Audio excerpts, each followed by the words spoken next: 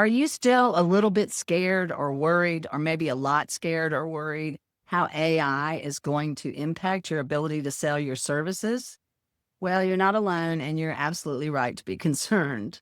Now, if you haven't already watched them, it might be helpful if you watch the 3 previous videos that are linked below this one to learn why most unique value propositions that are tied to technology are not sustainable, and how going forward from 2025 and beyond, you're going to need a unique value proposition that stands the test of time, regardless of technology changes. But in this video, I'm going to be sharing with you 8 questions that turn prospects into clients in spite of AI. But before we jump in, let me clarify this. These are not questions that you ask the client. These are not questions that you necessarily expect the client to ask you.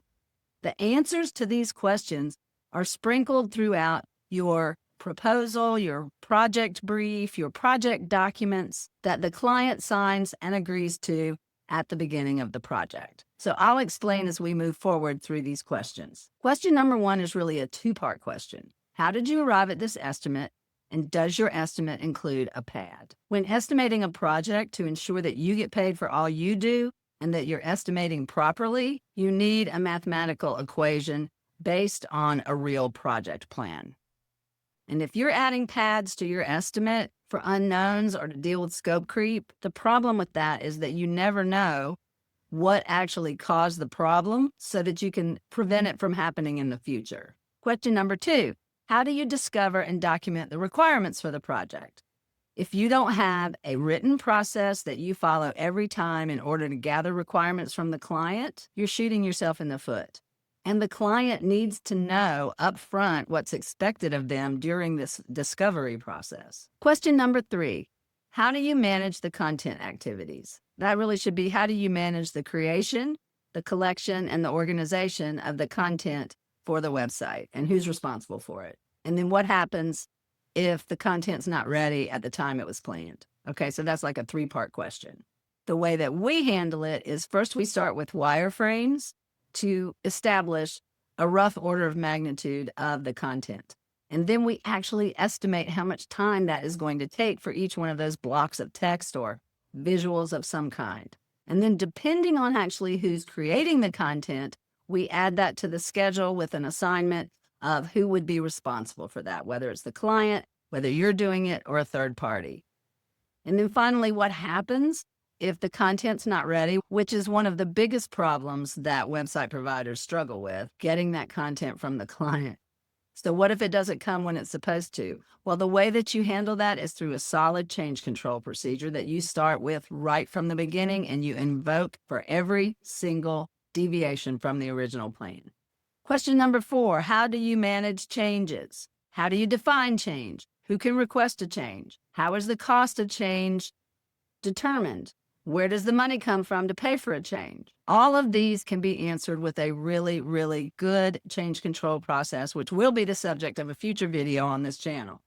Question number 5, how do you handle missed deadlines? Same answer, change control process. We tend to think that the schedule we outline at the beginning of the project is unchangeable, and that any change to that is like a huge big deal. But that's one of the things you need to establish with your clients up front, that look, everything is fluid depending on changes that may occur as we move forward. Whether you think of something new, we think of something new, we encounter something we weren't expecting, that's part of what just happens on a project. So it's better to plan for that than to just kind of wait and wing it whenever it happens. Question number 6, what are the criteria for the approval of the project? How do you know when you're done? If that's not clearly defined, you're going to get into endless revision cycles at the very end of the project. How do you ensure that your project will be completed on time, within budget, with the right features that meet the client's business requirements? And this is the big one, but it's a compilation of all the answers to all the questions that we've already been through. If you do all of those things, then your project's going to get done on time, within budget, with the right features. And then finally, number 8, what is your unique value proposition? What makes you the best provider? You should be able to answer this in a sentence or 2. Now, here's the thing about these 8 questions. As I've said before, and I need to reiterate, these are not questions that you then and go through one by one with your client and answer the questions. The answers to these questions are embedded in your proposal so that when you do the walkthrough, you can cover these things in a subtle way, but it educates the client.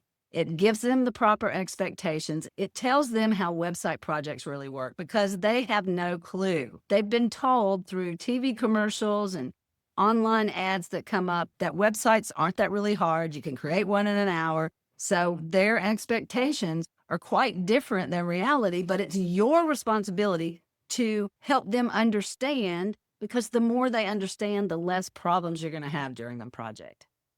But why do we have this list of questions then if they're just like scattered through the documents? Because the kicker is at the end of that proposal walkthrough, where you have given your answers to these questions, you then give these questions to the client and say, as you consider other providers, I want to help make sure that you get the right fit. So you're coming across as somebody that wants to help whether you win the project or not. And you give them that list of 8 questions, because I guarantee you that most of the other providers they go to either can't or won't answer those questions, and they will circle back around to you because you look like the most professional candidate. So there's a link below this video where you can go and download those 8 questions. There's even a worksheet where you can practice. And then there's one where you can print it off and use it with your clients.